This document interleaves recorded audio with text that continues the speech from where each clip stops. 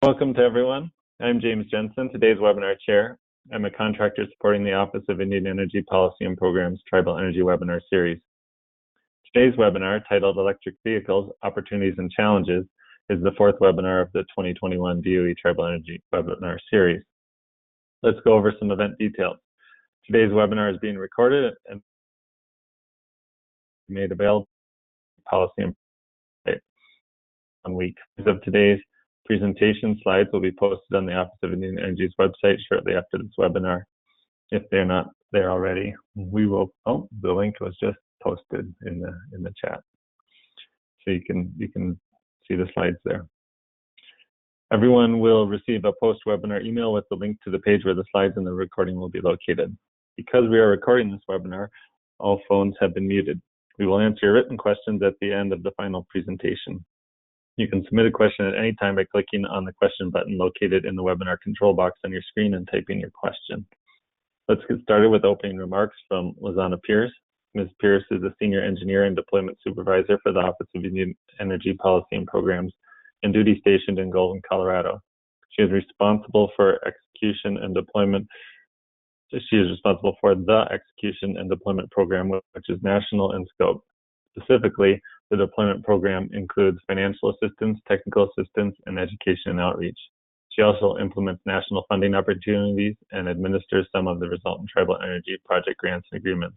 She has over 25 years of experience in project development and management and has been assisting tribes in developing their energy resources for the last 20+ years. She holds a Bachelor's of Science degree in Mechanical Engineering from Colorado State University.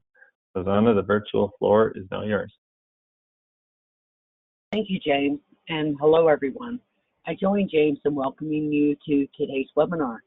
This webinar series is sponsored by the Office of Indian Energy Policy and Programs, otherwise referred to as the Office of Indian Energy. The Office of Indian Energy is chartered by Congress to promote Indian energy development, efficiency, and use, help to reduce or stabilize energy costs, enhance and strengthen Indian tribal energy and economic infrastructure, and to bring electric power and service to Indian lands and homes. To provide this assistance, our deployment program partners with Indian tribes and Alaska Native villages to overcome the barriers to energy development. Our deployment program is composed of a three-pronged approach, as James mentioned, consisting of financial assistance through competitive grants, technical assistance at no cost to tribes and eligible tribal entities, and education and capacity building. This Tribal Energy Webinar Series is just one example of our education and capacity building efforts.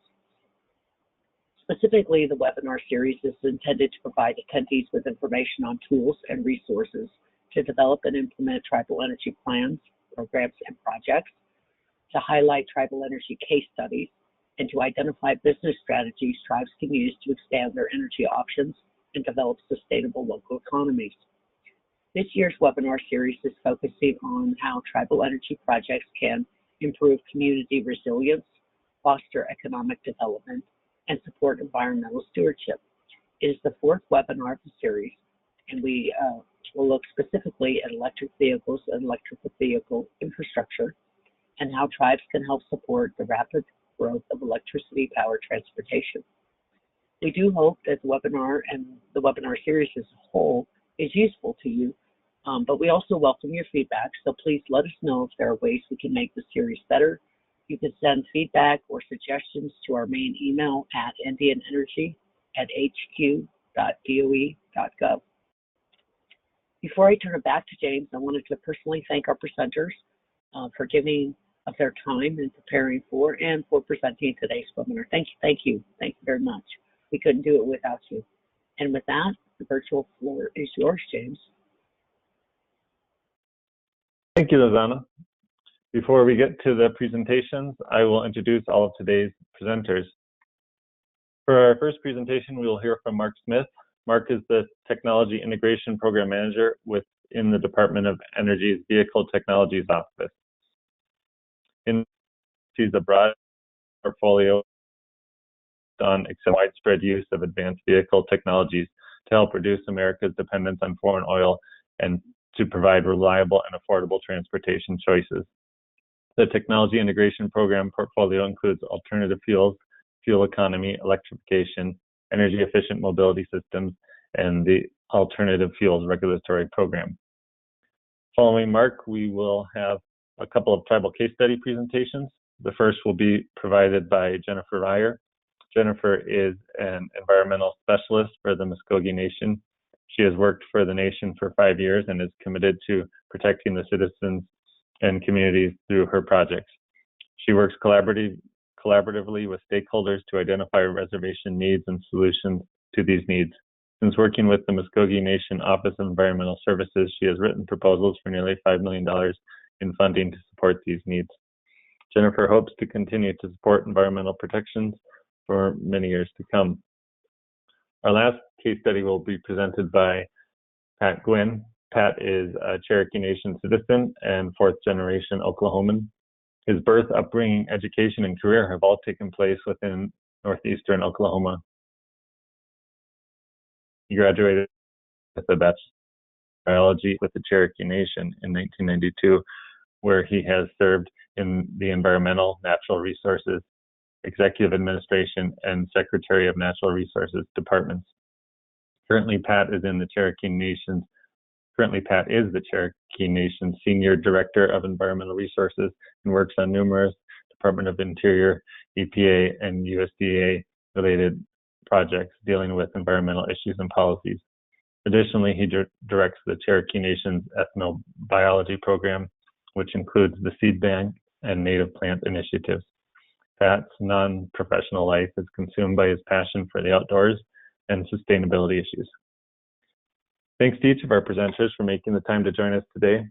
With that, let's get started with our first presentation. Mark, you may proceed once your slides are up. Great, thank you, James and Lasagna and Lozana, and good afternoon, everybody. Appreciate the opportunity to speak with you today and to let you know what we are working on in the Vehicle Technologies Office at DOE, and to talk about electric vehicles. And you know, the title is Electric Vehicles: Opportunities and Challenges, and I want to address those in a couple different ways. One, how we are kind of looking at the broader sustainable transportation sector and electrification, and what needs to be done to further advance the adoption of electric vehicles and infrastructure. But then I want to drill down a little bit to the program I manage within the Vehicle Technologies Office, which is our outreach, education, and deployment program, and to talk about the tools and resources and other capabilities we have that can help you as you look at trying to make the move to electrification. Next slide, please. So one of the things we know is that our transportation sector is still heavily dominated by oil. These numbers are 2019 numbers, but unfortunately, I don't have the 2020 ones yet, but if I were to put up even 2015 or 2016 numbers, probably doesn't look a whole lot different. Petroleum is still the dominant fuel for transportation. Almost 90% of our petroleum use goes to transportation. And if we go to the next slide, please, we can see that from an emissions standpoint, that transportation energy use still is responsible for a large part of our emissions across the U.S.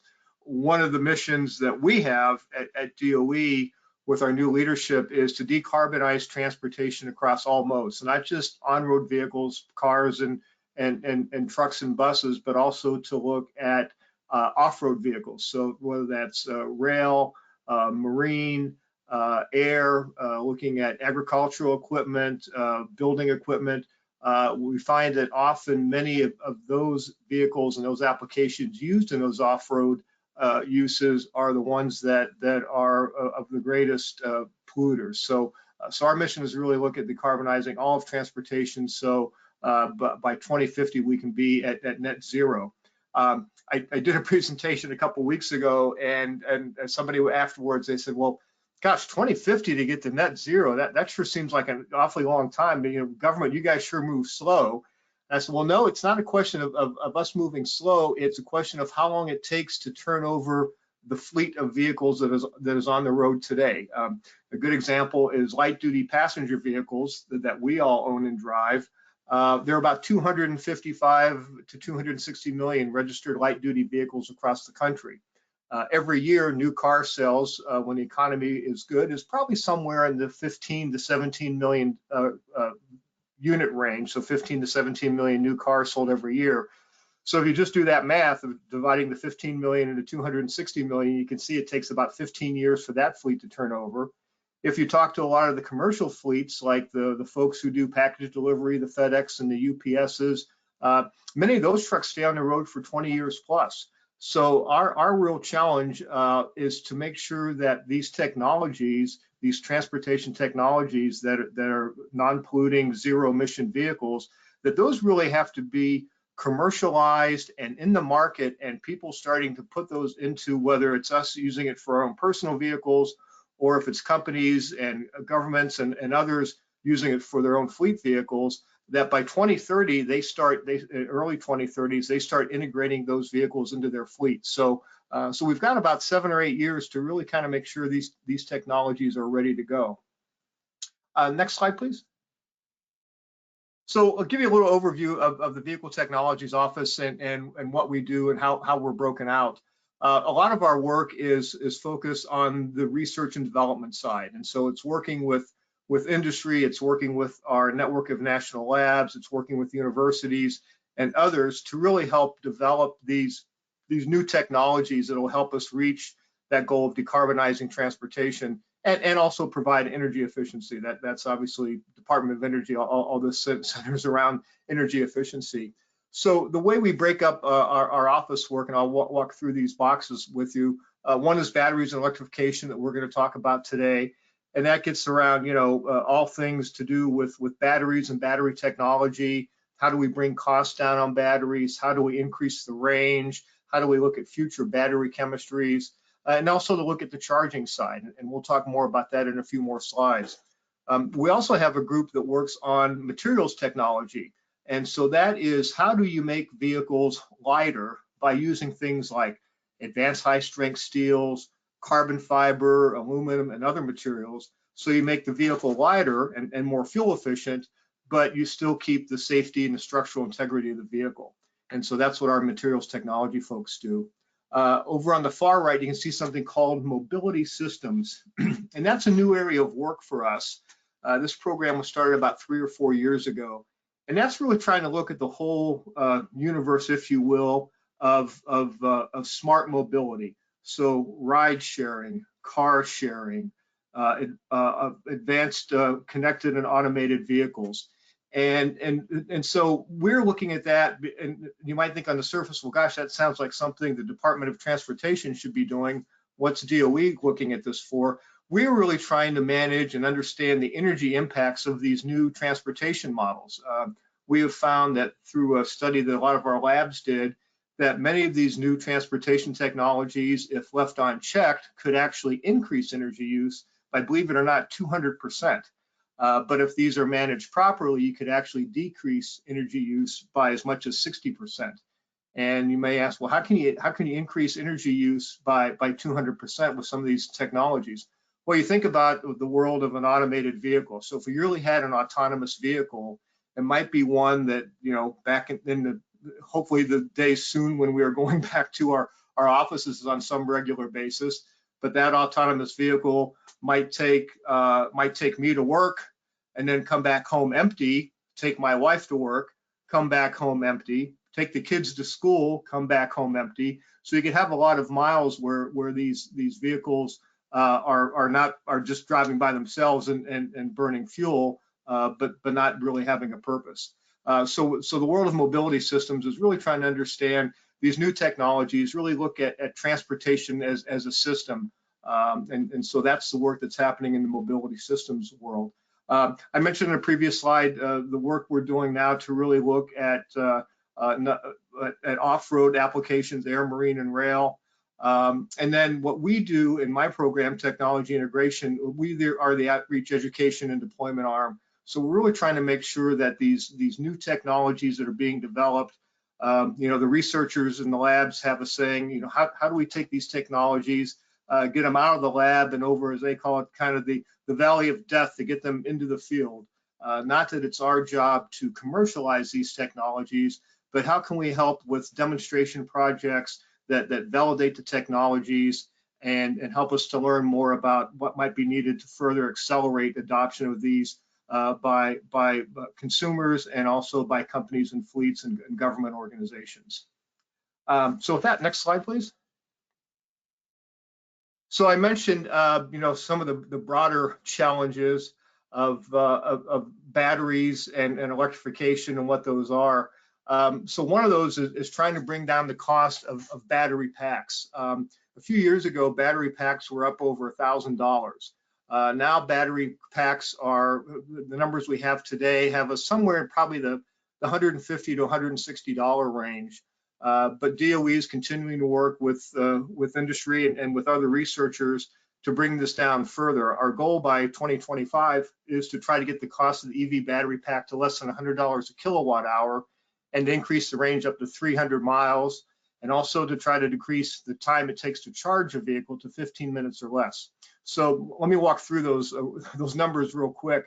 So the $100 a kilowatt hour, we believe that, and the analysis shows that once we can get that number to $100 a kilowatt hour, or even a bit lower, that we can start to get the cost of an electric vehicle on par with its liquid fuel counterparts. In other words, an EV having a similar cost parity to a gasoline vehicle or a diesel powered vehicle.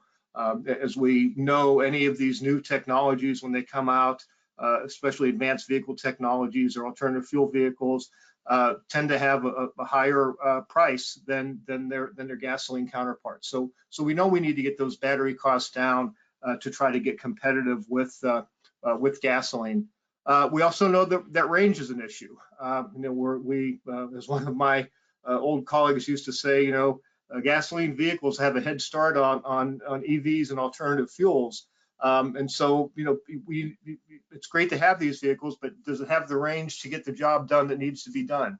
If somebody's doing package delivery or has a fixed route, maybe a transit or other goods or people movement, and they need to drive so many miles every day and have a short window to do that in, how do you make sure those batteries have the capacity to do that, so that whatever the job is at hand, that can be done? And also the other challenge is to reduce charging time down to about 15 minutes or less. Again, the idea here is how do we make the experience of charging an electric vehicle very similar to what we're all used to, which is the experience of filling up our vehicles with gasoline. And we'll talk a little bit more about charging in some future slides. I'm not going to bore you with some of the lithium ion with graphite and lithium ion with silicon and lithium metal on those graphs for two reasons. One, I'm not a battery engineer and I would get myself in trouble with my battery colleagues. But number two is just, I really wanted to drive home with this slide, is just the point that these are overall goals that we're working on.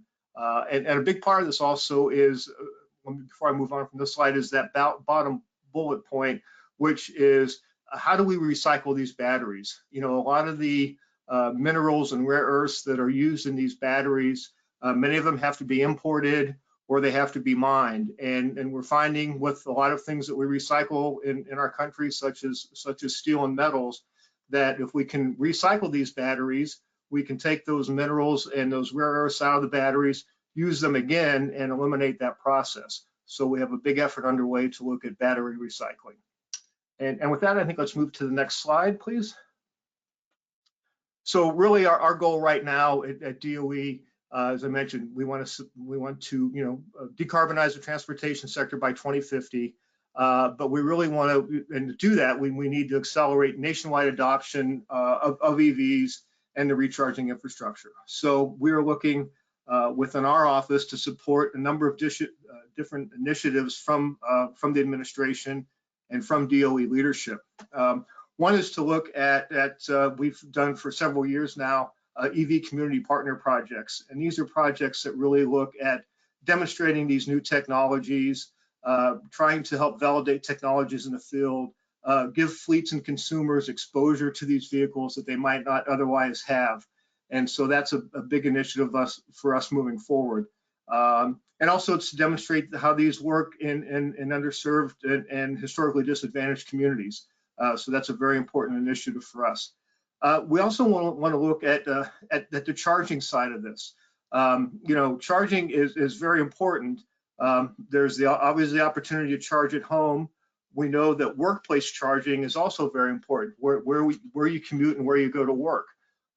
If you talk to the car manufacturers, the GMs and the Fords, et cetera, with all the analysis and data they have on where and how we drive our vehicles, they point out pretty quickly that our passenger vehicles, our personal vehicles, spend about 80% of their time parked in one of two places, either our driveway at home or the parking lot at work. So how do we make sure that employers are providing the opportunity for employees to charge vehicles? Because that opens up an opportunity for many folks who may not have off-street parking. They might live in a high-rise or a condominium, and they don't have the opportunity to have at-home charging. But if their workplace has charging, now suddenly that makes it easier for them to think about owning an electric vehicle because we've overcome that obstacle. We're also working closely. The new administration has the goal to deploy 500 charging stations throughout the country. That's part of the new infrastructure plan and probably part of the new budgets going forward. So we want to make sure we can help supply the technical assistance to make sure those chargers are going in the right places and they can be used by folks who need them and that everybody has equitable access to them. We also understand that education and workforce training is an important component of this nationwide initiative for EV deployment. So education from the school side, from STEM, to make sure that we are producing in our schools the next generation of engineers and chemists who can work on these technologies and help further develop them.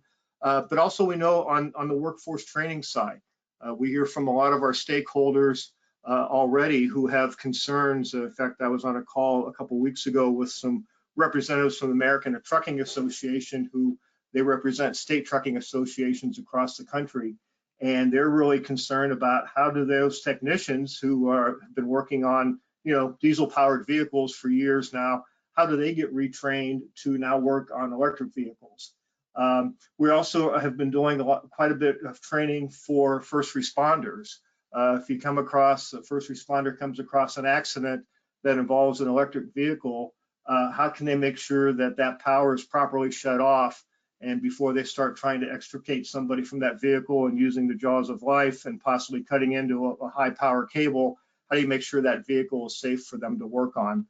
We also are looking at doing training and have done some training for, as we call them, second and third responders, for tow truck operators. If a tow truck operator has to remove a vehicle from an accident, does he know where to properly hook on cables? And is he comfortable with how to do that? We've already heard reports of tow truck operators refusing to tow an electric vehicle because they have read something in the news and they're fearful of it. So how do we provide training to them?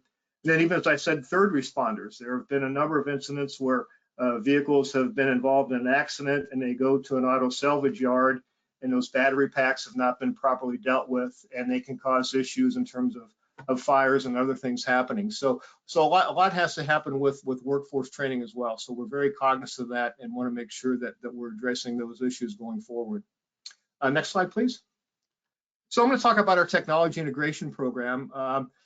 Probably some of these slides when I heard Lizana talking, I said, my gosh, that's exactly what we do. So our goal is really with the technology integration program that has been around now for close to 30 years at DOE, is to really do a number of things to provide that technical assistance. And I'm going to talk about all these in more detail, to provide training and outreach, and also to develop partnerships with a broad base of public and private sector stakeholders who can really help us understand what's happening on the ground, what's happening across the country, so that we make sure that the work we're doing is addressing the need of the stakeholders.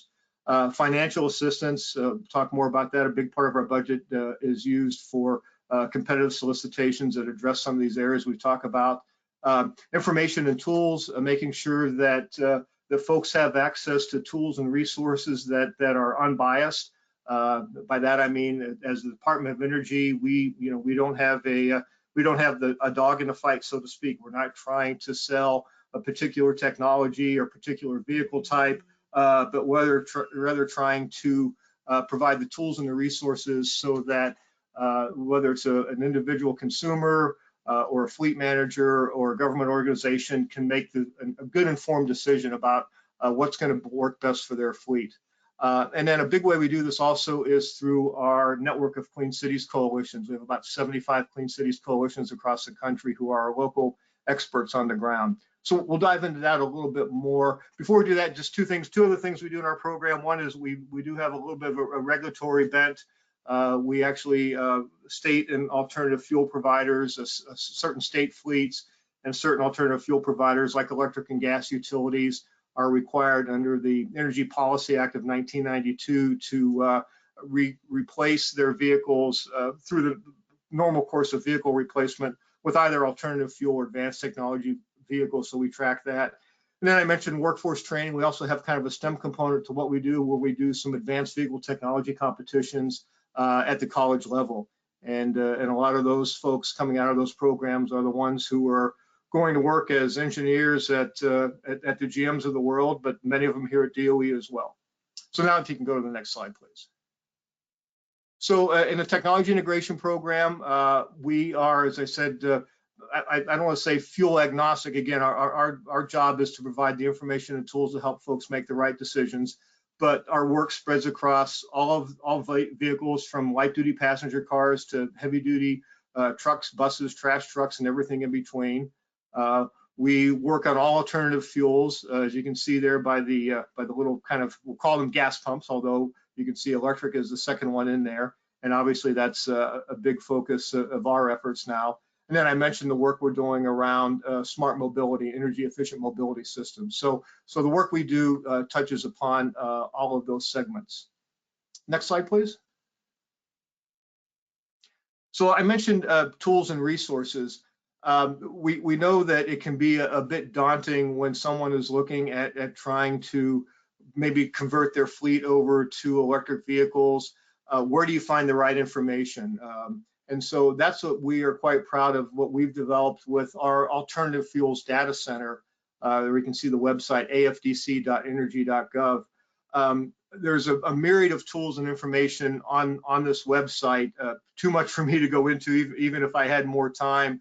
But I will offer up, if anybody would like to learn more about these tools and resources, we can certainly set up time to walk you through what we have available. In essence, we have everything from kind of a, if you were to click on the electricity icon, it's kind of a real basic overview of electric vehicles, what they are, how they work, the charging, up to detailed case studies, cost calculators, a lot of very good case studies, many of which are produced by Maryland Public TV and shown on Motor Week across the country, as well as professional case studies that our labs or others have done. So this is a great resource that if you want to learn more about some of these fuels or have some questions, please take a look at the Alternative Fuel Data Center. And again, happy to, if somebody wants to do more of a deep dive into it, happy to set up some time to get our experts and do that. One of the tools that's very popular on that website is the Alternative Fuel Station Locator. So the Alternative Fuel Station Locator is exactly as it sounds. We have every alternative fuel station in the country, and even Canada, because NREL, the National Renewable Energy Lab, has entered into an agreement with Natural Resources Canada to also post all of their alternative fueling stations. So this is looks a little overwhelming with all those green dots, but you can filter down on this. So if you know that you have a fleet of vehicles that operate within 30 miles of your location and you want to know where electric vehicle charging stations are, you can do that. Or if you know that you're going to try to maybe take a trip and, hey, can I make it from here to whatever my location is, 100, 200, 3 miles away, and I'm going to go down this highway system, you can also map that out as well. And we also have an app. So we have both an Android and an iPhone app, so you don't have to worry about being tied to a laptop or a desktop to use it. But the station locator is one that the electric vehicle charging stations are updated daily. We have an agreement with all the charging network companies where they give us a fresh download every night of all the stations. So we know exactly what's working and what's new and what's been added. So this is a very useful tool, and one I would urge you to try to take a look at. Next one, please. Nope, then we're the wrong way. There we go. We've also been working with our colleagues at the Department of Transportation. May be familiar with the fact that the DOT has had for a few years an effort underway to look at, as they're calling them, alternative fuel corridors. And that is, really trying to make sure that the infrastructure we have, not just for electric, but for all alternative fuels, that they're proper corridors. It's great to have an alternative fuel vehicle or an electric vehicle, but if you need to drive somewhere with it, you can't stop at the county line or the state line or wherever, because there's no more charging. So we've been working with DOT on this alternative fuel corridor tool to really help map out and make sure that there's more infrastructure that goes into place to make sure that people can drive the distances they need to, whether it's for personal or business use. And this will really help us a lot as we look at trying to support that initiative around the 500,000 chargers. Next slide, please. So I mentioned our electricity pages. This is what that electricity page would look like if you go to it. You can see it starts out with all the basics. From just the different types of vehicles, from what's a regular hybrid vehicle to a plug-in electric hybrid vehicle. Talks about stations. I did want to talk about stations and make sure that, sometimes I make the assumption, probably wrongly so, that people may have a good feeling for some of these basics. So this is a good opportunity to talk about stations. You probably hear people talk about stations. They'll talk about level 1 or level 2 or level 3 or sometimes DC fast charging. So let me walk through those real quick to make sure people understand the distinction. So when somebody talks about level 1 charging, that's no different than plugging your smartphone or your laptop or your iPad into your receptacle at home, into your 110 receptacle. That's level 1 charging. So level 1 charging for an electric vehicle is probably going to be pretty much a 12-hour plus affair. It's going to take a long time. Level 2 charging think of level 2 charging as if you have an electric dryer of being this kind of a 210 or 220 volt application. So with level 2 charging, you're going to be able to charge an electric vehicle probably in about half that time, about 6 to 8 hours. So level 2 charging lends itself very well to, at home. If you come home from work at 6 o'clock at night, you're not leaving till 6 or 7 the next morning, you can recharge the vehicle. Level 2 charging is what we see employers put in for workplace charging, again, because those cars are probably parked in that parking lot for 8 to 10 hours a day. Or again, and this where when you get talking about electric vehicles and what's going to work best for you is really understanding, how many miles that vehicle drives and what its duty cycle or drive cycle is throughout the day. So for a lot of applications, even for fleet applications, shuttle buses or some package delivery things, level 2 might work just fine, assuming those vehicles come back to the same location every night and have that long window to charge with. Level 3 or DC fast charging is trying to get closer to mimicking what you get at a gasoline station. Not quite.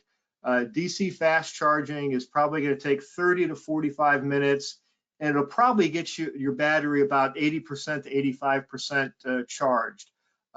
So again, much quicker than those first two options, but still not quite the same experience as going to a gasoline station, right?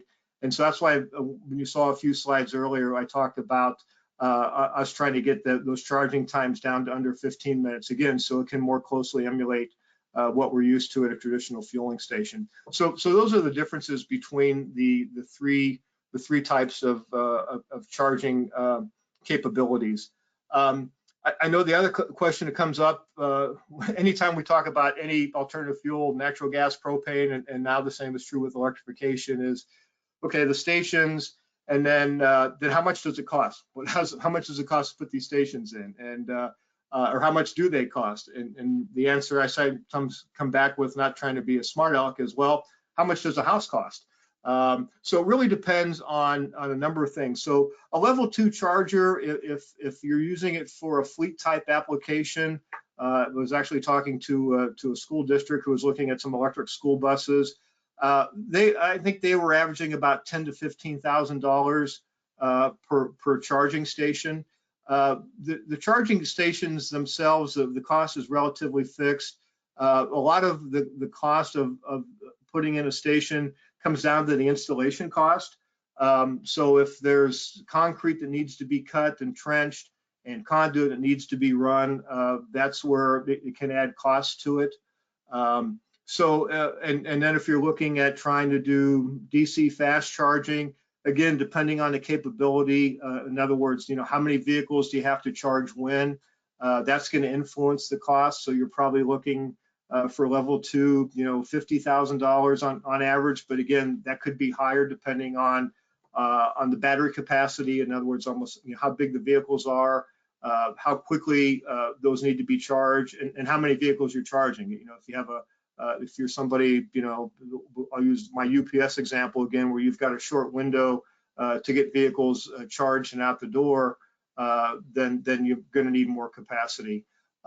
So this is where we can help with some of our technical assistance, is really to help you understand if you're doing it for a fleet application, the vehicles, how big those vehicles are, how many miles they're going to drive each day, what type of time they have when they're not operating, when they can be charged, and that can really dictate whether DC fast charging is needed or if level 2 charging is going to work.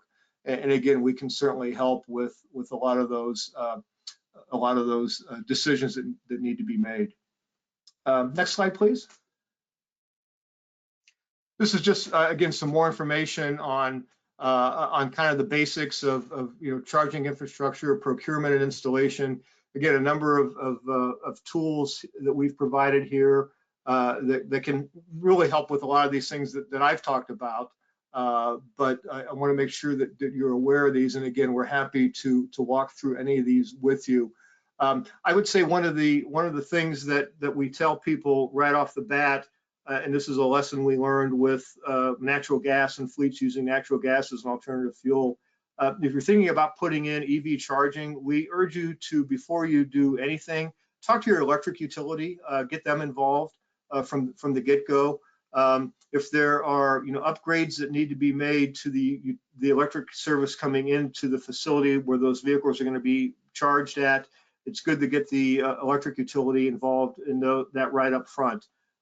We've heard too many horror stories of people putting in charging stations and then they bring in the utility afterwards and find out that there are other issues that maybe they need to deal with, but had they had the utility involved from the beginning, it may have been an easier process. So take a look at some of these resources. If you're in that mode right now where you're looking at putting in EV charging or just kind of wondering what the steps are, and I think you'll find that these can be very helpful. Again, a lot here, but we try to make it very easy and very user-friendly.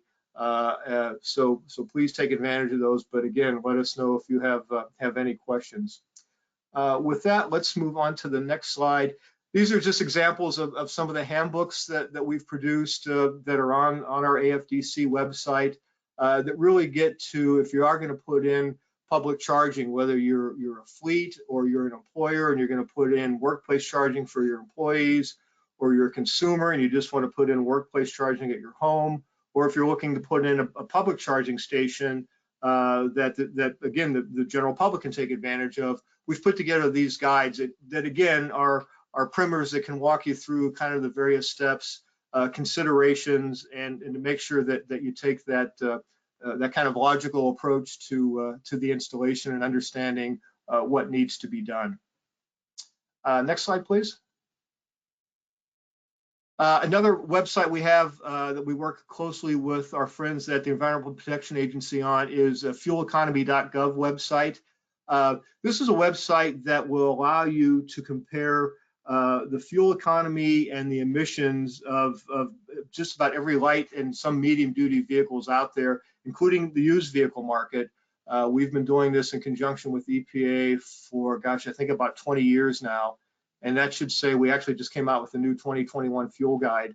But you can do side-by-side comparisons. So if you've got a couple, 3 different vehicles you're thinking about and you want to know from an emissions standpoint or from an efficiency standpoint with mileage, how efficient they are, the fuel economy guide is going to walk you all through that, as well as providing a myriad of other tools and things that can help you understand these vehicles and to learn about how they work and to make sure that you're maximizing the efficiency of these vehicles. One of the things that comes up sometimes too when we talk about alternative fuels or we talk about electric vehicles is trying to compare what we're used to with miles per gallon to electric miles per gallon or MPGE. So when you see that number, and you'll see it if you look in the fuel economy guide, it's so you don't have to worry about trying to figure out kilowatt hours and becoming an electrical engineer to try to determine what the fuel efficiency of your vehicle is. You'll see something called MPGE, which is to really try to convert that electric to kind of a miles per gallon equivalent, so that you're comparing apples and apples. And you'll see that sometimes too with other alternative fuels like propane or natural gas, where you'll see them advertise it as a GGE, a gasoline gallon equivalent, or a DGE, a diesel gallon equivalent. And again, the reason for that is to make sure that it's an apples to apples comparison and that you don't have to take a calculus class to figure out what kind of mileage you're getting. So fueleconomy.gov, another great resource and guide that I would suggest you take a look at, especially if you're looking at some new vehicles or even used vehicles. As I said, we have used vehicles on there going back to, I think, about 25 years worth of used vehicles, back to the mid-90s. Next slide, please. Talk about our training, outreach, and partnerships. We work with a large number of public and private stakeholders. You can see just a few of them listed here. To really, they are great sources of information for us to help us understand what they're seeing from their particular fuel or technology, what's working, what's not working, what some of the challenges are. And that really helps inform us as we try to look at, again, being the deployment arm. Okay, well, what can we address from DOE, and what can we either provide technical assistance or financial assistance to help overcome some of those hurdles. So again, just a small overview of some of the organizations we work with. Talked a little bit about STEM and workforce development. So we have a Clean Cities University workforce development program, an intern program, working with universities across the country to bring interns in to work with our Clean Cities coalitions. Many of those folks have gone on to jobs in the alternative fuel industry, and we even have one of our colleagues in our Office of Vehicle Technologies office came through the Clean Cities intern program, and we're looking at trying to do more with that program to expand it. Next slide, please. So this is one I want to spend a few minutes on it to make sure I'm okay on time here. I want to spend a few minutes on, and that is technical assistance. You know, there can oftentimes be technical hurdles to overcome when you're first deploying new technologies. Even if it's a new technology has been out there for a while. If you're doing it for the first time with your fleet, there can sometimes be technical challenges. So we have a number of ways we can address the technical and problem-solving assistance. The first is at the top. We actually have a technical response service with, I guess we're old-fashioned. We actually have a phone number you can call, but you can send an email. And so if you need to get some questions answered very quickly, and you need something, they'll provide some great written responses with links to other resources, with contact names and numbers to really help address some of those easier technical issues. But we also have hands-on technical assistance through our Tiger Team initiative. And these folks are industry experts who can come out, be on site, and help if there are some hurdles that need to be overcome with an additional deployment of a new technology, whether it's on the vehicle side or the charging infrastructure side.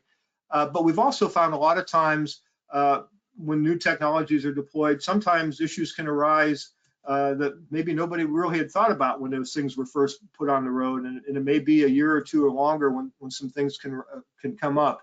And so our Tiger teams are also available for that. So really important that you know, again, we don't have a technology to sell. We want to make sure that whether it's a consumer or a fleet, that you have a great experience. And if there are technical issues, we can help bring in all the resources we have access to try to help overcome those, whether that's, as I said, an initial deployment, or if that's even after vehicles have been out on the road for a couple of years. So this is a big part of our program, one that we're very proud of, and always trying to expand and make sure that we've got the right tools and resources, whether it's online or with industry experts who can come in to help solve those problems. Because there's, for anybody who's listening who's a fleet manager, you know, there's nothing more frustrating than when you can't roll your fleet out in the morning because of some sort of technical issue. So this is what we can offer in terms of our technical assistance. Again, just a very quick overview, but we can get involved much more deeply with any issue or problem that might arise, or if it's just something minor, we can address that too. I want to touch on our network of Clean Cities coalitions. Clean Cities program has been around for almost 30 years now. You can see the results of our program. Each one of those dots you see in the map has a Clean Cities coordinator, and that coordinator is they're the local boots on the ground. So they're the ones who can pull together, if you're looking at a deployment project, they can pull together all the right stakeholders. They are those local experts. So they have great relationships with their electric and their gas utilities, with local and state governments, with car dealers, with technicians, other local codes officials. So this should probably be your first call if you're thinking about the electric vehicle or any alternative fuel vehicle, or if you already have alternative fuel or electric vehicles and maybe you have an issue, you have a question you need answered. Your Clean Cities coordinator should be your first line of defense, if you will, because they are the local boots on the ground, and we couldn't do the great work that we are able to do without them. They really serve as a great feedback loop in terms of letting us know what's working out in the field, and what's not working, so we can address it. But also in making sure that, as I said, the new technologies that we're trying to deploy and do these deployment and demonstration projects on, they play a big role in getting that out. They know what's going on with funding opportunities, not just from DOE, but from other federal agencies, as well as everything that's happening at the state and local level. So again, your Clean Cities coordinator is a great resource. And I thought I had the website here. I know it's on my last page, but it's cleancities.energy.gov, and you can go and learn about your local coalition and who the contact is and the great work that they do. Next slide, please. Talk about competitive funding. So we've since 1993 had about $500 million go out the door for a wide variety of projects, over 600 projects. This is just a few buckets of some of that work. Again, we are concerned about the deployment efforts and the demonstration efforts, but we also know that these projects can't just work in a metropolitan area. They have to work in rural America as well. They have to work in underserved and disadvantaged communities. So we can see we've done a lot of projects there. We've done a lot of work around AFV safety training. We talked about that a little bit, the need for training for first and second and third responders, building partnerships, trying to look at, as we're calling it, living labs. So we've done a lot of work looking at some of these new transportation technologies like ride sharing and car sharing, micromobility, and again, how those can work in rural applications. So again, those are just some of the buckets of work that we do. But I think you can see that they're all focused around how can we help accelerate the adoption of these technologies. And part of that is getting the vehicles and the infrastructure out, but it's also understanding these other things as well, understanding the safety part of it, understanding that these have to work for everybody regardless of where they live, and they have to be available for everybody and be equitable. Next slide, please. So I mentioned funding opportunities. This gives you an idea for our projects that we funded for the last fiscal year, for fiscal year 20. We had about $37 million in funding, and you can see the types of projects that were funded. These are the states where the prime awardees were located. So about 18 different projects. And if you get the next slide, please. And so these are states where I mentioned our Clean Cities Coalition. So our Clean Cities Coalitions, in the previous slide, I think there were about 6 or 8 Clean Cities Coalitions that were prime awardees. These were, we had 32 of our Clean Cities Coalitions were involved in those projects, representing 26 states. So again, trying to make sure that the funding that goes out is diverse in terms of technologies and geography. And again, trying to be very equitable, making sure it goes out the door as best it can for competitive solicitations. So just a kind of an overview of how we try to get the funding out for those competitive awards. And next slide, I think that's it. So I appreciate your time. I know I went through a lot there, and a lot to cover. So I'll look forward to your questions at the end. But I also say at this time, if we're not able to address your questions with the time we have today, happy to take those offline. Here are those 3 websites we talked about briefly: the AFDC, the Alternative Fuel Data Center, the Clean Cities website, where you can go to learn about the coalitions and the coalition in the area, and then the fueleconomy.gov website. So with that, that's it. Thank you. James, I'll turn it back to you. Excellent, Mark. Thank you so much. Wonderful presentation, a ton of good information in there. And yeah, our audience hopefully will save your slide deck, because there's a lot of good resources in there. All right, with that, let's move on to our next presentation. Jennifer, it looks like your slides are up.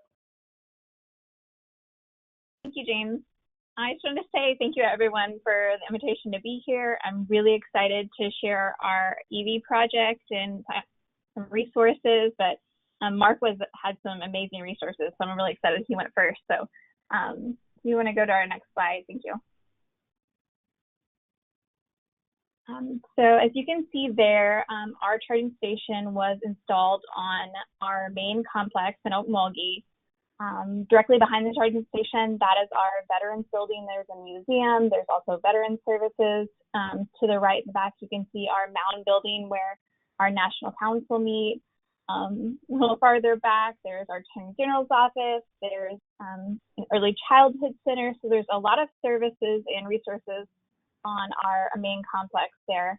The charging station was funded through the Volkswagen settlement, and this was in the second funding cycle that we built this charging station. And so it could be funded up to 15% of the mitigation actions, the vehicle purchases. So we did that in the budget of that. So we're really excited to share a little bit more information with you. It was designed by our tribal construction department. We were really fortunate to be able to work with them and have them as a resource. They designed the project, they managed it.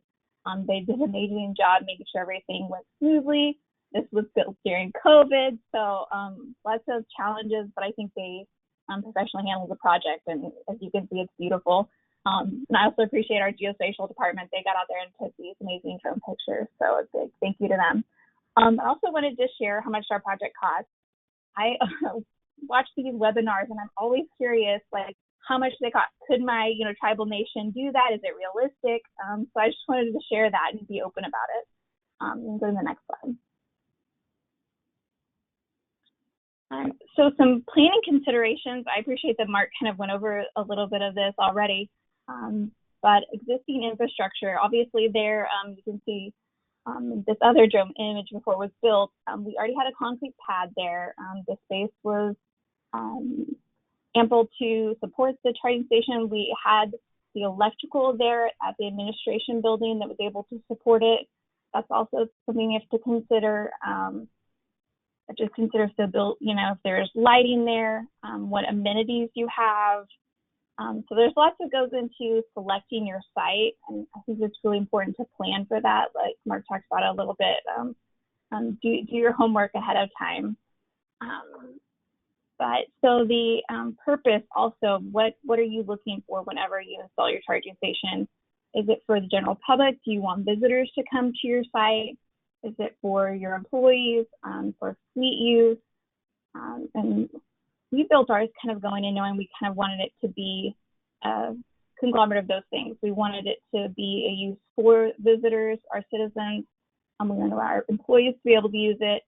Our fleet department, we have in my department electrical vehicle, and we have charged it over there in the past. But also, whenever you're selecting your site, consider the existing charging locations. And Mark shared a resource, and then also there's also plugshare.com. If you want to go to the next slide, here's just a screenshot of the Tulsa area, our reservation. You can see that there are quite a few charging stations up around Tulsa. The Tulsa Clean Cities, like Mark was talking about, has done an amazing job with collaboration with Francis Energy. I believe they use through the Volkswagen settlement, the Electrify America funding to build some of those chargers and support the infrastructure. But we wanted to support those alternative fuel corridors. So you can see there's one below us in Henrietta, but there's quite a big stretch there on Highway 75 that was without a charging station. So we wanted to be able to give people more comfortability traveling, make sure that we're easing that range anxiety a little bit. But I really like PlugShare. Obviously Mark's was amazing as well, but it kind of allows you to use it kind of like a social media platform. People check in there. I love to go on there and check in and see who's used the charging station. It talks about the amenities that are available there. So when people are planning trips, they can go on and see. We have restrooms. We have a gift shop. They can come in and shop. They can, there's attractions. They can come and into our, if they have a mask on right now, but if they can come into our museum, they can, if they're a citizen, go in and conduct meetings. So they kind of like can share their experience there. And I love seeing the little reviews and stuff that people put on there. But it's just another great resource. And then if you want to scan the QR code in the bottom right-hand corner, it'll take you to that PlugShare link. And you can kind of play with it. It's a really neat site, and it's really interesting to see the different types of chargers that are out there and where they're located at.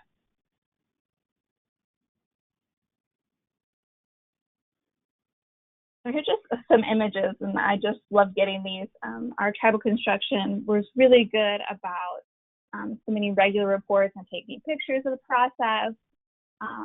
So it started in September of 2020, the actual construction, but this has been an ongoing project, and we were really fortunate. It spanned over 2 different administrations, and so they were both really supportive of the project. They continue to be supportive of our project. We just had our ribbon cutting in April, actually for Earth Day, and so it was just a great turnout. We have a picture of that later, but some of the images you can see are Veterans Building, there's our administration building, there's the transit building, so it's really close to a lot of services that our citizens have access to, and so we wanted to provide this as an amenity to them and to support our citizens in purchasing EV vehicles and feeling comfortable.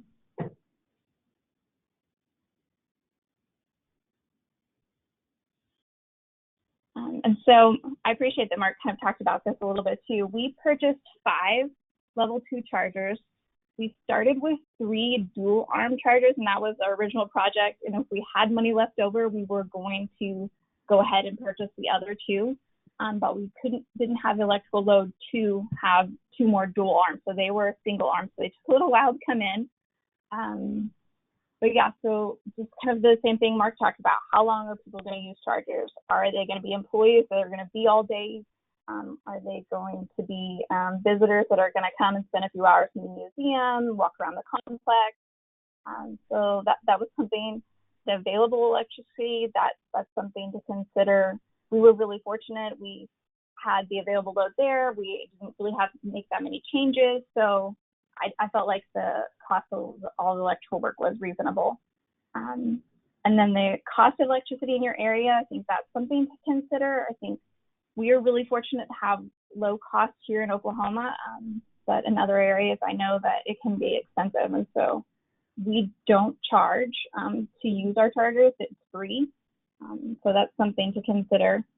Operations and maintenance, we have a really great partnership with Francis and Tulsa. They have been a great service provider for us. We bought the chargers from them. They've been working with us, I feel like, for years, planning and making sure that we had the right equipment we were looking for. And they do all the operations and maintenance so far. We purchased an extended agreement just because it's a little out of our comfortability zone, but we're hoping that our employees will get trained and will be able to service the equipment in the future. And then if you want to scan the QR code, that just takes you to the Francis site, and they kind of have a really interesting site. They've been a big partner with Clean Cities, like I was talking about earlier, and you'll see their charging stations all over Oklahoma.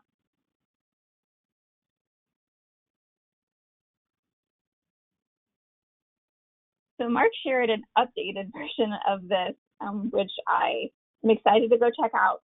We used this when we started planning and just kind of started learning about the EV chargers. It really breaks it down step by step, what you need, where you're building your charger, what it's going to take. It's an amazing resource, so I'm excited to check out the new version. Obviously, this one was a little dated, but it kind of gives you an idea about the cost and consumption. I thought that was interesting. And I think that could change as the cost changes of electricity, but we're really fortunate that it's really low right now. And so we can affordably, provide this service to our employees and visitors and citizens.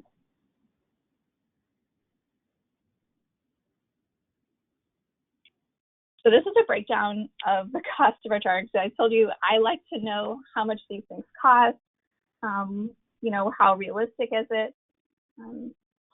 So the structure, we designed that to protect those chargers. So that was a pretty expensive cost, but everything, we think it turned out great. We did an amazing job. We had so great luck with our contractors. We were really lucked out. They were amazing. Our project worked really seamlessly, hitting all of our timeline constraints and everything.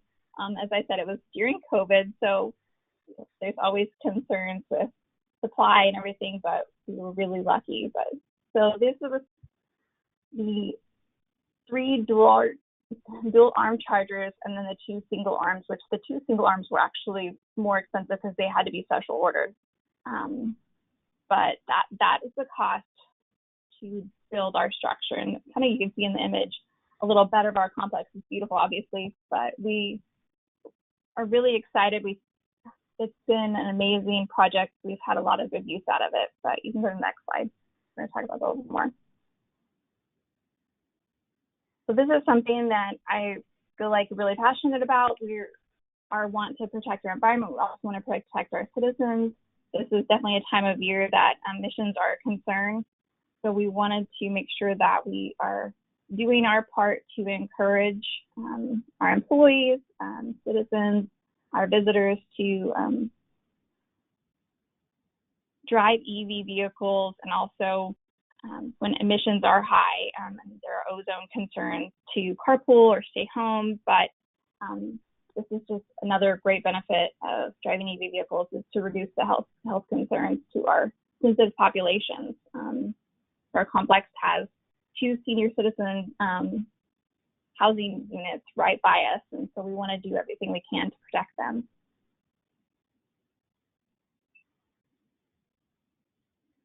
So here's our awesome Earth Day ribbon cutting.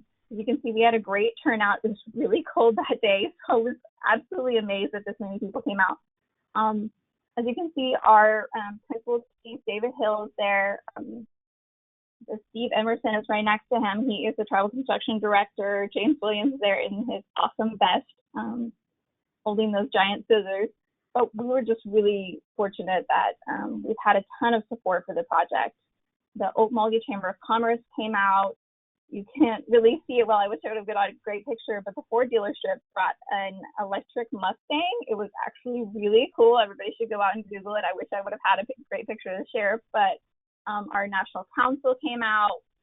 It was just Francis Energy came. We just had a ton of support. Everybody was really excited, and so that was cool. So we had a lot of participation that day, and it was just definitely a happy day. And so we're happy that it's up and running and people are using it.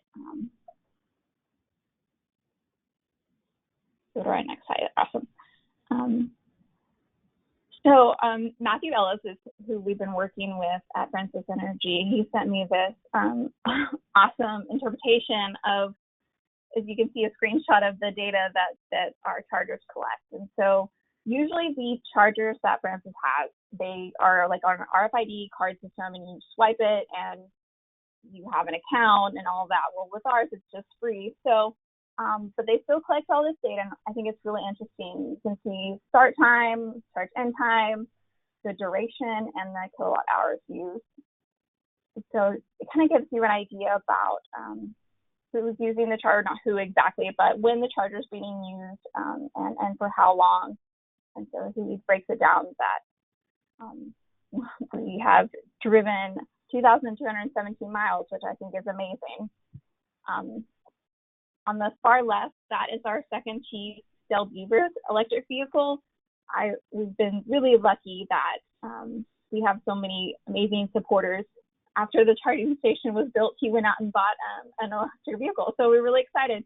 As you can see, a Tesla there. I got really excited whenever I see people charging. So we've had 2 employees I know for sure that went out and bought electric vehicles after the charging station was built.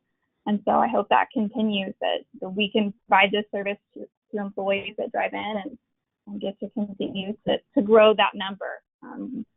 Very exciting. They are excited that that's an amenity that is offered to them.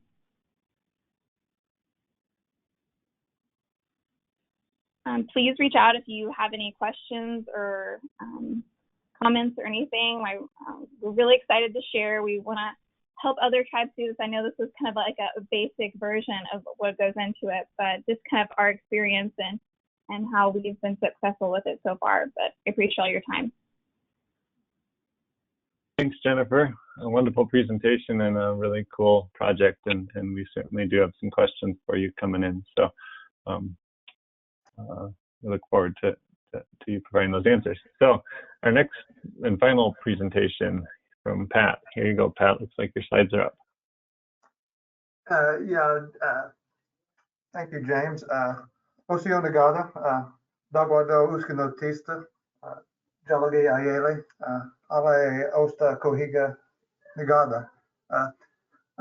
Thanks for, James, thanks for allowing me to speak, and I appreciate everybody tuning in to the program today. As you can probably already tell, I'm not a public speaker. I'm a botanist. My boss says I have a great personality to work with plants. So I was a little surprised that Mr. Jensen asked me to speak about the Cherokee Nation and its vehicle electrification project. So I'm probably going to speak mostly about things on what I have found out what's a good thing to not do.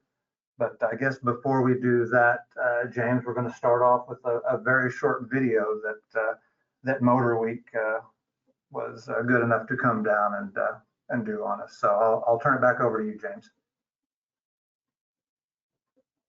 Thanks, Pat.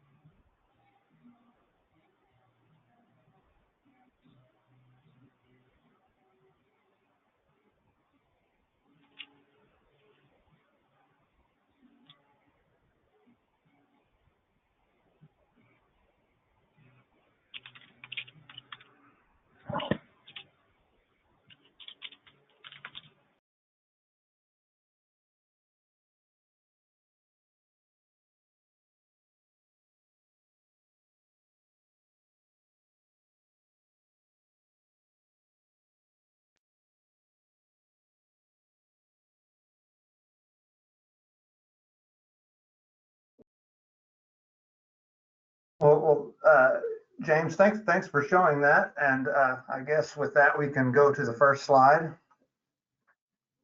And I can, as the film mentioned, this all started back with a very willing and progressive tribal executive order administration that wanted to, expand our green initiatives and reduce our carbon footprints. And this picture here shows actually our former chief there with the scissors, Chief Bill John Baker, and our current chief standing to his right, Chief Chuck Hoskin. But when this all started back in 2015, it was a kind of a sordid marriage of full of intrigue and not so pleasant details about trying to piece this project together. And I guess I was part of the madness in that method because we had no EVs. So as we move to the next slide, after the solar canopy electric charging station was commissioned, we then slowly started to trickle in electric vehicles with some help with some OEMs. Obviously, this is a Nissan here in front of you. And as we move to the next slide, the OEMs, I think they saw an opportunity, and they offered some very good pricing to our tribal citizens. And I guess as we started this project back in 2015, there were a lot of people that called certain people crazy, myself included, thinking that this was a fool's errand, a folly. And as of today, as you could hear from the video, it's still somewhat of a fool's errand folly because as of just a few months ago, we were completely out of capacity, and we had lots of people complaining. Our employees that had purchased it got into the EV ownership realm, and we had just ran out of space between our fleet cars and our tribal employee cars, and we had to completely double the capacity, the charging capacity at the solar canopy. So much so that I believe the film was completed in this year. I think it was in the 1st of June. The film was completed, and the chargers that you see in that film are no longer even there. So we'll go to the next slide. And there you can see the new chargers we have now. So we've gone from 2015 to no cars and no EV capacity to where we are now, to where we've had to completely redesign the project. And unfortunately, a lot of lessons were learned along the way. And the one thing that I would say is when we started this, for some reason, there's a large part of the population that still seems to think that EVs aren't very cool. And I don't understand why. The picture you have in front of you, those are FIA race cars from Formula E. I think pretty groovy, I think. But yeah, that's the one thing that we learned initially. There's a lot of apprehension about the switching, and I guess that's human nature. Humans don't like to change. So, but as I said earlier, the OEMs were very helpful in our initial fleet purchases. Won't go into it in detail, but most Indian tribes really don't have federal tax burdens, but there is a way for tribes to partake of those the federal tax credits, and we were able to purchase our initial fleets very affordably from the OEMs.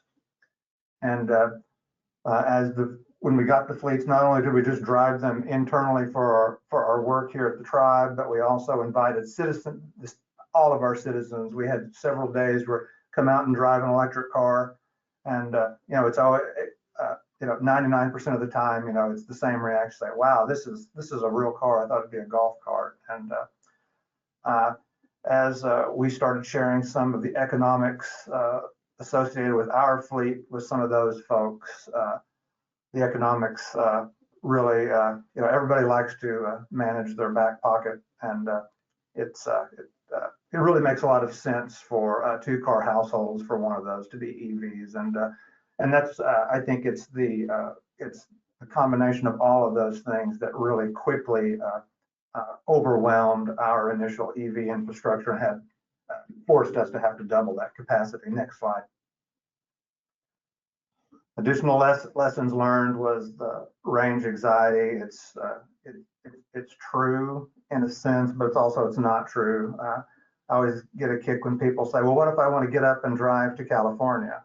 Then what can I do? I say, well, I don't know how big your gas tank is, but I don't think you're driving to California without several stops. And although EVs may not be quite as convenient as refueling ICE vehicles, that's quickly changing.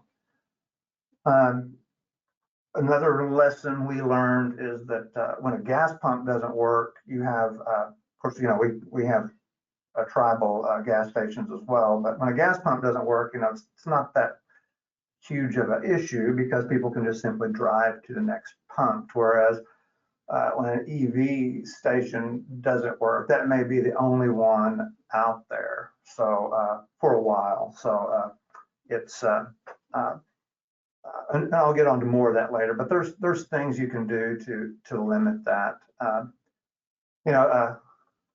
As I said, I'm not an EV specialist or even a techie guy. I'm certainly not an early adopter, but one of the things that I quickly learned is that never buy charging stations or charging dispensers that don't have roll-up cords. I've taken more cussings from women and dirtying their dresses because of them having to roll up cords. So yeah, I know it sounds rather mundane, but yeah, that's the one thing that I would never do again. I'll never ever buy a charging infrastructure that doesn't have a roll-up cord.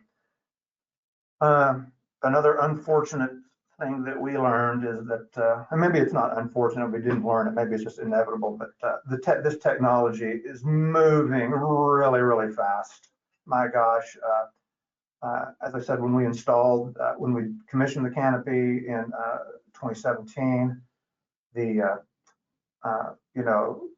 chargers we had back then were considered dumb chargers, but they were simply plug and play. We weren't charging anyone. People could plug into them for free. When we wanted to double that capacity, we found out you couldn't use those types of chargers because we had to have some smart chargers that would work in unison to throttle the electric demand. So, and of course, the more complex you get, the more expensive it gets. But yeah, it's the industry is moving really, really quick. Regarding the level 2 versus the level 3, it's my opinion that level 2 gets a pretty bad rap. I think that probably in a high percentage of the cases, level 2 is really more than what folks will need. It certainly works for the house. It certainly works for the workplace. And is way easier to integrate into the electric utility, whereas level 3, it's just super expensive, and it's for rural areas, it's very difficult to integrate into some of our utilities. There are some demand charge issues that's also making it very difficult, or on the economic side. So it's I think that Jennifer had stated that the Muskogee Nation was blessed with a good contractor and good contractor partner, which I'll talk about later as well. But we use the same one, Francis Energy, and yeah, I can't say enough about, you really have to shop for those contractors for a good partner.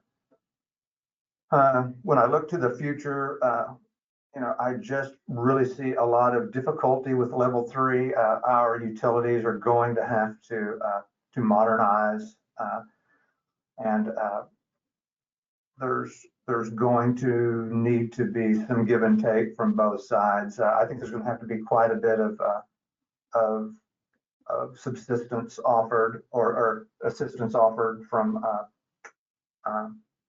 various entities, because it's level 3 isn't cheap, and it's not cheap to buy, it's not cheap to install, and it's really not cheap for the utilities to integrate, particularly when we're talking about these more rural utilities. I would say that, you know, I look at our tribe's perspective. You know, I'm looking at about 5,000 employees here, you know, and, you know, we've gone from 0 EVs to, you know, well over 20, you know, just in a few short years, just from employees. And, you know, the one thing that I see is that once people make the switch, they don't go back because of the, you know, it's, I always view them as a perfect lazy man's car and a perfect cheap person's car because, you know, I enjoy the freedom of never, you know, getting up, going to work, punching the clock and going home and never having to worry about having to stop and fill it because I just simply park and plug in and leave it. When I go back to talking about the partnerships, the one thing that I quickly learned when we were bidding out some of these initial projects, I was lucky enough to have some experience in other alternative energy industries, and had a little bit of knowledge of the field of contractors out there. But the one thing that I would urge is that if you don't have a good contractor, that you don't have 100% trust in, your project is very likely to fail. There's a lot of snake oil salesmen out there, in my opinion, that they're over promising and under delivering, and that is not the side of the equation you want to be on when you're trying to change people's hearts and minds. Next slide, please. Getting back to the utilities, you know, in rural Oklahoma, and I'm assuming it's the same in rural America, you know, we have a lot of co-op utilities, and they're not necessarily driven by profit. But I can't remember if it was Jennifer or if it was Mark that stated, you know, the first step in any project on the infrastructure side is to make sure you get those utilities on board and you know just exactly what the utility is going to do, how it's going to interact, just exactly what they're going to charge. And the reason for that huge economic issue is that you can put demand rates on some of these level 3s, and the installation and the rates that they have to charge is going to be so exorbitantly high, nobody will want to buy an EV and charge there. So, you know, early cooperation and communication with the utility is the most important aspect of any infrastructure project. And as I said, we've been blessed with a great cooperation with our contractors. I am worried about the future because in rural America, I think there's going to be some capacity issues as we start switching, and I don't know how easy that's going to be able to fix. It's certainly not going to be it's not going to be solved by one entity. It's going to have to be a teamwork type thing. One of the other items that we've noticed is that you know, interconnectivity, not just between the utility and the infrastructure, but interconnectivity between your internet providers and other data sharing utilities. It's really difficult, and it's important. So you have to really demand that interconnectivity up front and make sure everybody knows exactly what the interconnects are going to look like. And if you do that all up front, your commissioning is going to go so much better.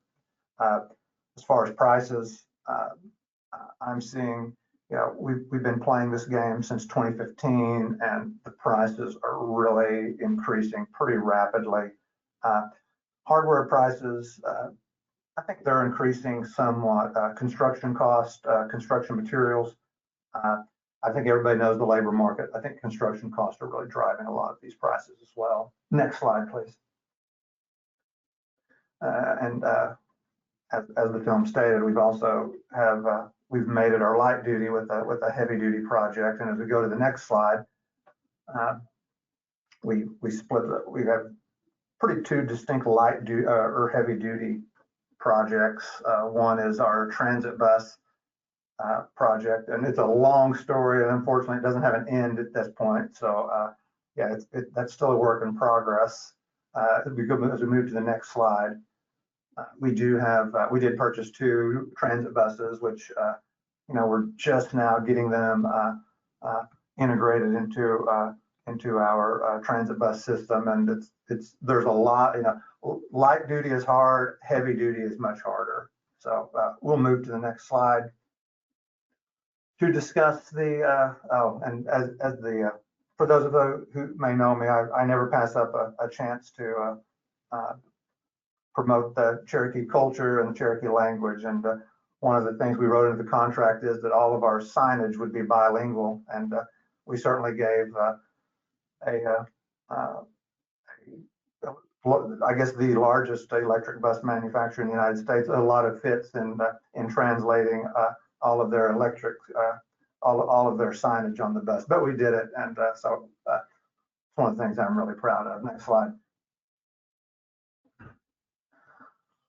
Now, the school bus, which is what we thought would be a much tougher nut to crack, it turned into a much shorter story, and I'll try to be brief, but the school bus was delivered.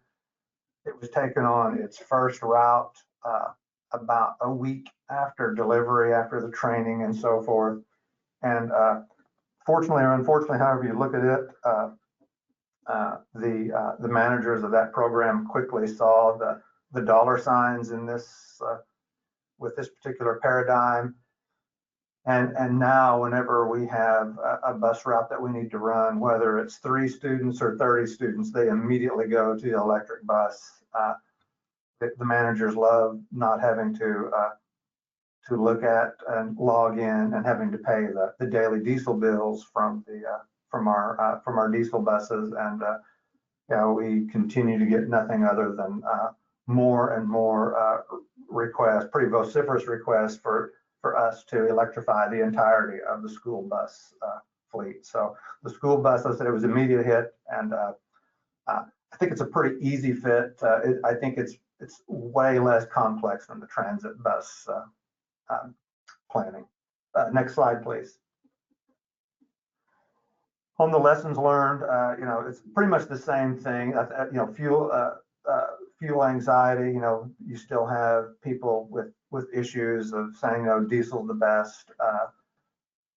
Drivers in particular are hesitant, but as I said, our managers quickly saw the dollars and cents on it, and it doesn't take them long to get their drivers in line.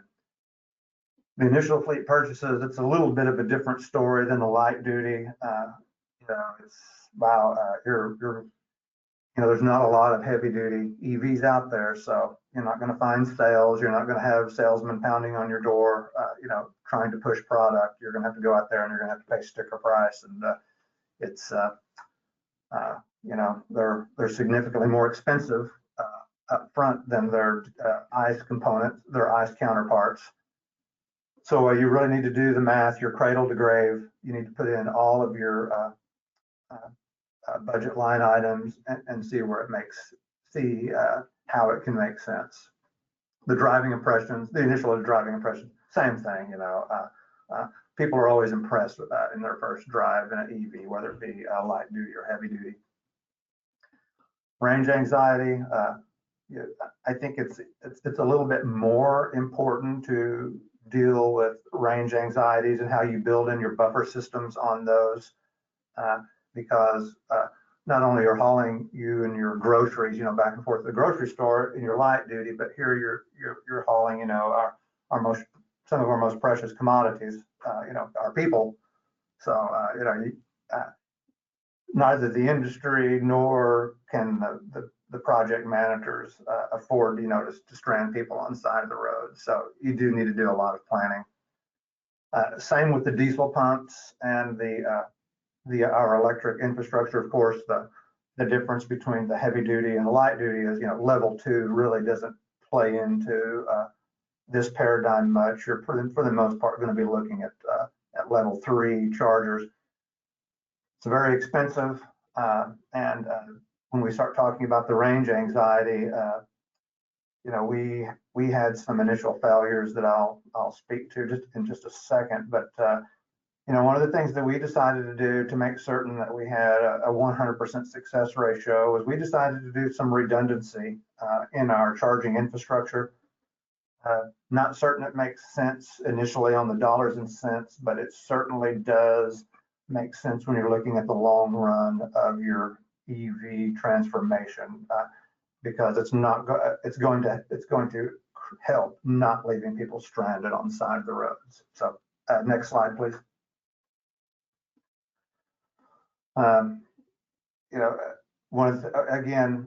As with our heavy duty vehicle fleet, and as I tried to get infrastructure capacity installed at all of our locations that we need to go to, the vast majority of these are in rural areas, and it's pretty hard to find the power that we need. We're installing 60, 75 kilowatt chargers, and it would really be great if we could look at installing nothing smaller than the 150 kWs, but a lot of our utilities just can't do that. So that is one of the issues that we've seen. Which goes back to that subject of redundancy, and because of our some of the utility challenges we face, the redundancy did seem to make some sense.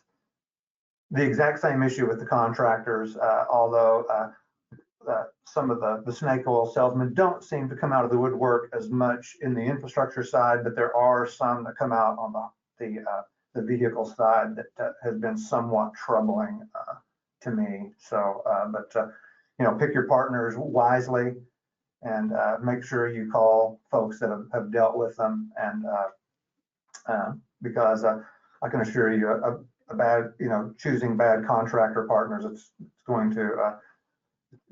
just going to be a death sentence for your project. When we get back to the utilities, once again, it's all of our projects that we do the tabletop envisioning on get changed significantly after we take it to the utility. So I think somebody said, don't spend a lot of money up front on the design and mock-ups, because those are going to change when you get to the utilities, and those utilities can change their issues and situations can change pretty rapidly as well. So I think that they just have to become part of your project team, because without them, the utilities are, your project is not going to work. None of this works without electricity. So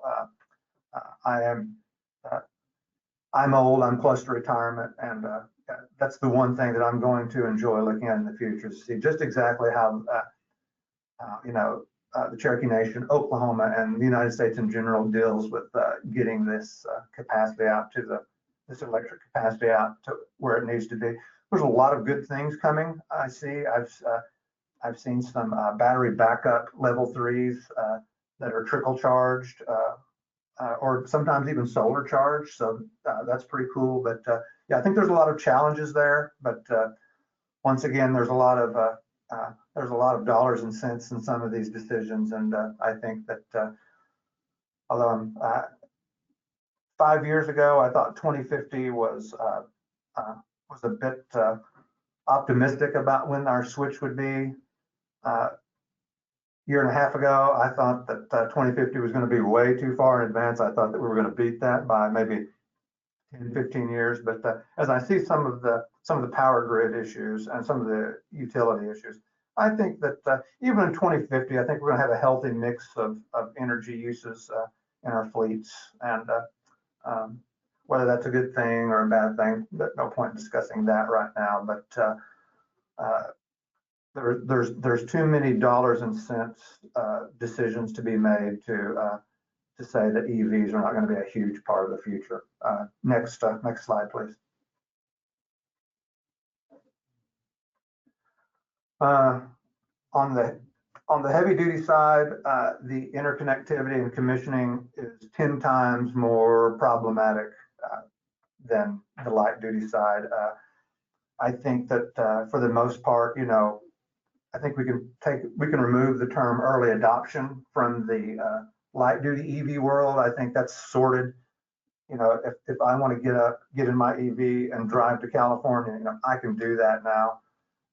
And it's, you know, I might have some minor inconveniences, but it's going to happen. It's not, there's not the issues that we had 5 years ago. On the heavy duty side, there doesn't seem to be as much cooperation between the OEMs. A lot of these folks are designing and producing products in a vacuum, which means that it's been, you know, we have had to change our plans multiple times in our fleet purchases and in our infrastructure purchases to make sure that every vehicle we have can plug in and charge at every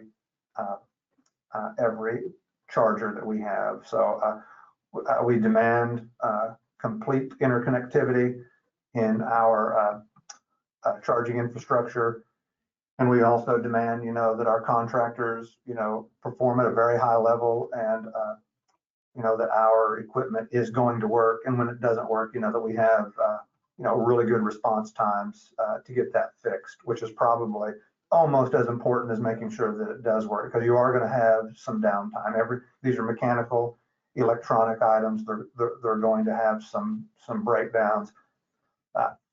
I certainly can't fix a gasoline pump dispenser, but I can go out and reboot an electric vehicle charger. So in that sense, they may be a little bit easier, you know, once they're installed. But yeah, I would say that we, all of our, maybe not all of them, but we've had a significant number of issues with the commissioning of our heavy duty infrastructure. And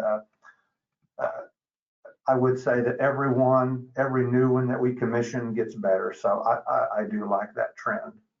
So, you know, the one thing that I think hampers us is that, you know, we do have still those that have unrealistic expectations, you know, and they want that heavy duty EV vehicle to, you know, be cost equivalent of an ICE vehicle. And they want to be able to charge it at hundreds of places along their route, and they want it to have a range of 400 miles, and that's difficult right now. So I think we have to keep expectations in line with reality, so we don't overpromise and underdeliver. And I think that what I would end with is the simple fact that I know that Mark touched on this, but there are a lot of programs out there now that can help tribes with both the technical assistance and the economics of making some of these switches. And I know that we have, you know, I've spent several $1 million, but I have way more left than what I've already spent to keep this going. So yeah, there's a lot of programs out there that I urge tribes to look into, because I think once you look into this, you put the pen to paper, you're going to find out that the EVs, both light duty and heavy duty, have a role in your future. Next slide, please. And with that, I will turn this back over to Mr. Jensen, and I will stay on to answer questions if I can, but I would assume that Mark and Jennifer have probably forgotten more than I will ever know. So but I will stay on if anybody has any questions. Thanks for the opportunity, James. Thanks, Pat. Excellent presentation. I'm having some audio difficulties here, so if I drop off, that's just a heads up. We'll have someone else take over. But we do have some questions that have come in. First one, and really anybody can respond to this, but is there any general information on, you know, maintenance costs and vehicle lifespan relative to conventional vehicles? Are EVs cost effective in that regard?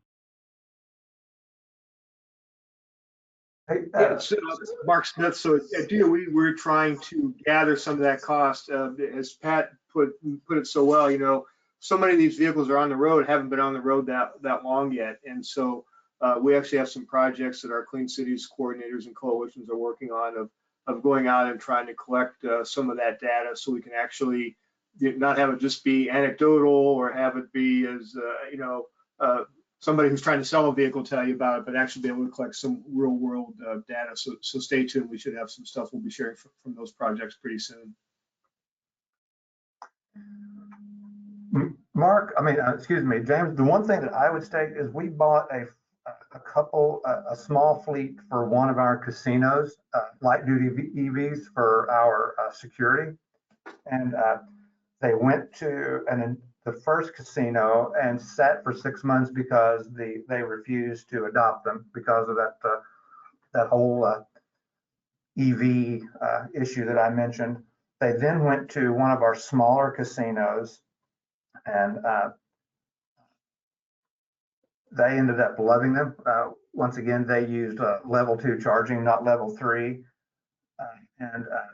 Now, based upon the economics of that initial fleet, all of our casinos are now using EV light duty EV vehicles for security. And it only took when the accountants began looking at the budgets, they found that the first time that the EVs were having any type of service was about 45,000 miles when they had to go in and get their tires changed. So the maintenance cost of those light duty vehicles was, it was several orders of magnitude below that of the ICE counterparts. So that was something that worked really well. And if you look at the power curve required for that type of work, it's tailor-made for EVs. So I know that was paradigm changing for the tribe. Thanks, Pat and Mark. A question here for Jennifer. Do you have any concerns that public use will overwhelm the availability of your current chargers? I guess similar to what Pat experienced. And is there an opportunity to switch to pay for charging or charge for charging? If that's the case, is that kind of an easy switch to kind of limit the public use potentially?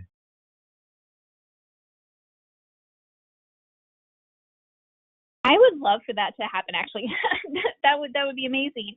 But I am not sure. So we have, I don't know, average, I would say 2 a day.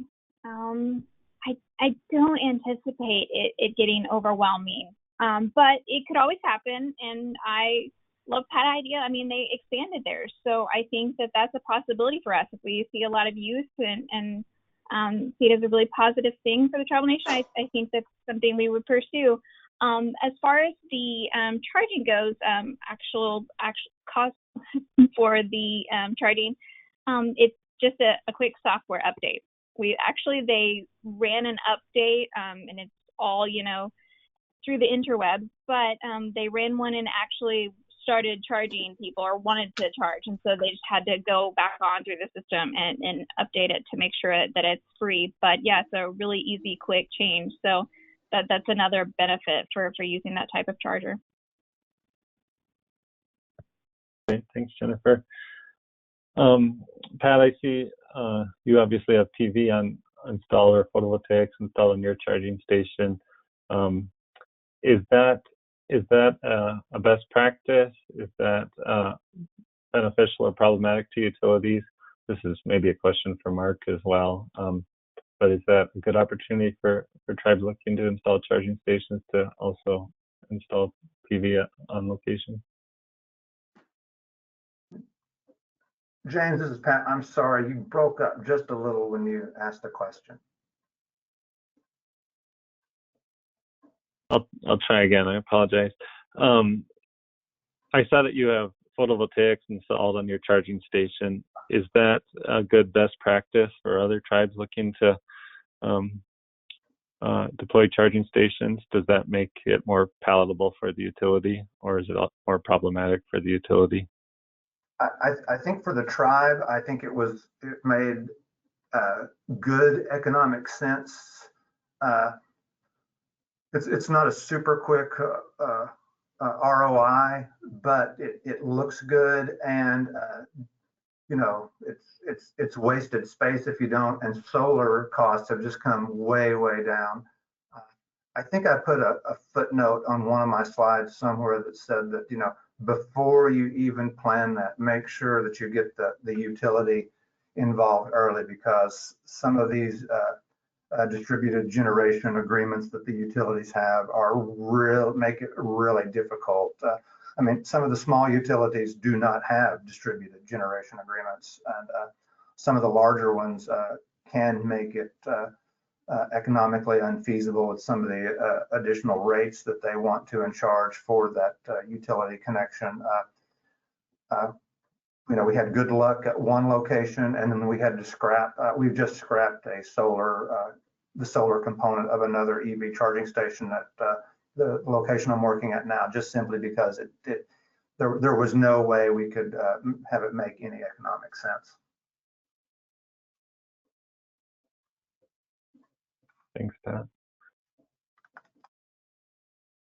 Mark, on one of your early slides, it was talking about reducing the cost of batteries.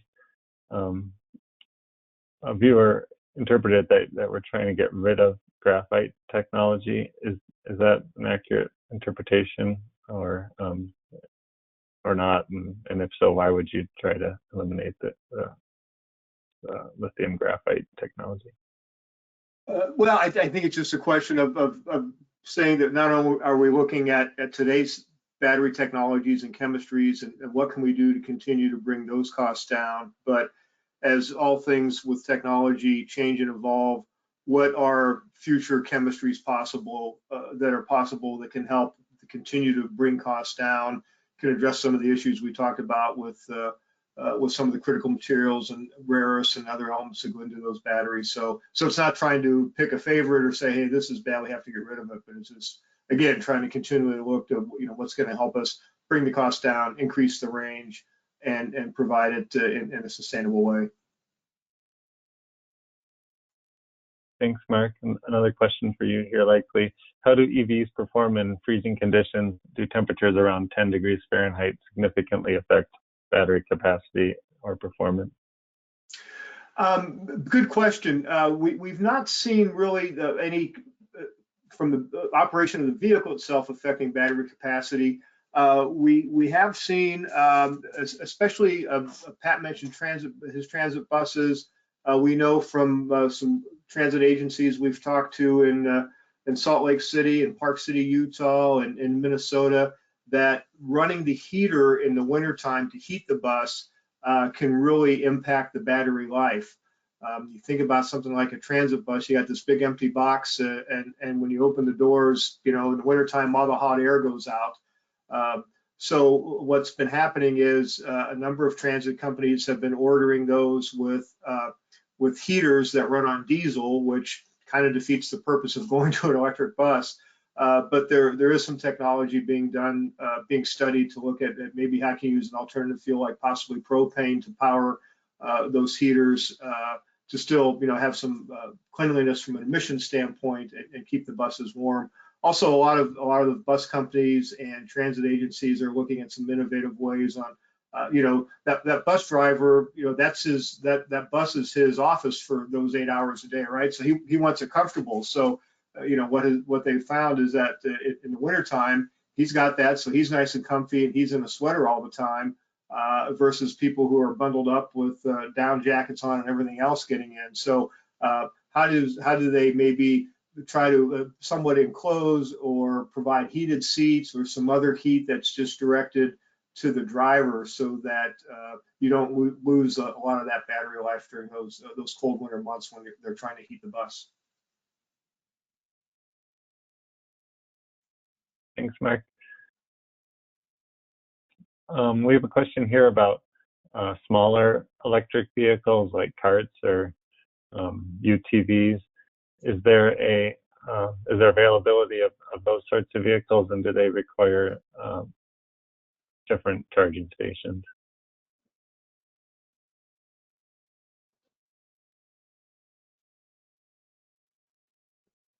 So I do know that a number of companies for example, that make snowmobiles are trying to look at maybe electric alternatives.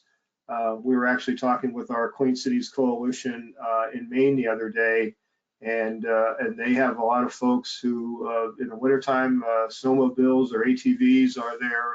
You know, that's a prime source of transportation many times year round, but thinking about snowmobiles and some of those other things. So I know some of the manufacturers are looking at electric alternatives for those, but I'm not that familiar to know what really is available today. A lot of those smaller vehicles, though, you know, kind of going back to, I think Pat or somebody used the golf cart analogy. You know, a lot of those are some that the smaller EVs that can just be plugged into your 110 outlet.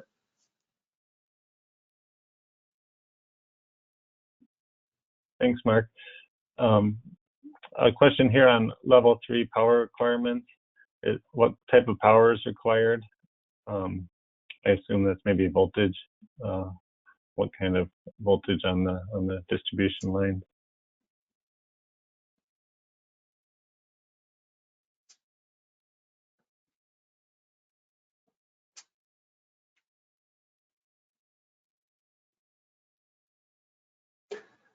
I don't have those numbers in front of me. I'm not sure if Pat has those off the top of his head, since he has some real world experience with those or not.